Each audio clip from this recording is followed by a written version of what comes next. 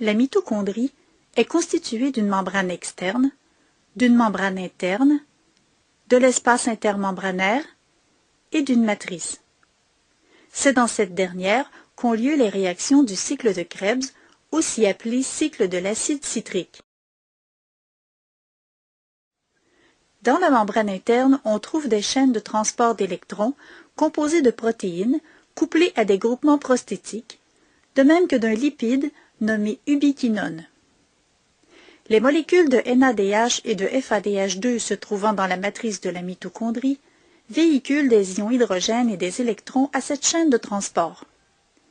Lorsque le NADH s'approche de la chaîne, il cède ses électrons au premier transporteur qui les transfère à l'ubiquinone. Des protons sont alors pompés depuis la matrice vers l'espace intermembranaire. L'ubiquinone transporte les électrons jusqu'au troisième complexe protéinique. En cédant les électrons au cytochrome C, le troisième complexe protéinique fait également passer des protons de la matrice vers l'espace intermembranaire. À son tour, le cytochrome C cède ses électrons au quatrième complexe protéinique qui, lui aussi, envoie des protons dans l'espace intermembranaire.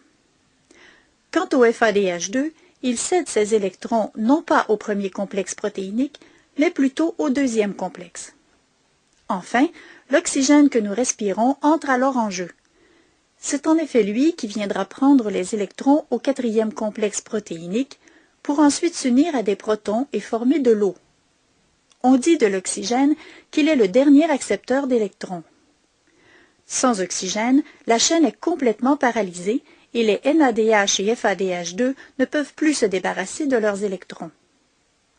Les protons accumulés dans l'espace intermembranaire retournent dans la matrice en passant par un canal. C'est l'ATP synthase. Il s'agit en fait d'une enzyme capable, grâce à la force protomotrice, d'assembler un phosphate inorganique à une molécule d'ADP, créant ainsi une molécule d'ATP. Chaque NADH qui cède ses électrons contribue ainsi à la formation d'environ 3 molécules d'ATP, tandis que le FADH2 pourra former environ 2 molécules d'ATP.